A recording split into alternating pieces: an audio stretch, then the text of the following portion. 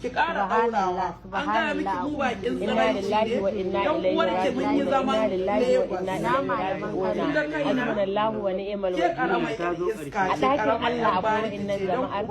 mutane ku fito ku yi magana mana a ɗakin Allah inda Allah yake akwai wa'annan alamomin tashin alkiyama a duniya gaskiya ya kamata a kamo su a hukunta su. Ku da kuke maganan cewa mu kyale wannan yarinyan za mu kyale yarinyar nan ta abin da ta ga dama ku kuna tsaye kuna kallanta kuma end of the day za ta dinga kobarin da musulunci tana yin abinta na shedanci tana yin abin da ta ga dama tana kobarin da musulunci. Wani jahili dabba dan akuya yana kira na yana gaya min cewa wannan yarinyar fa tana da ilimin addini. Ka je suratul daha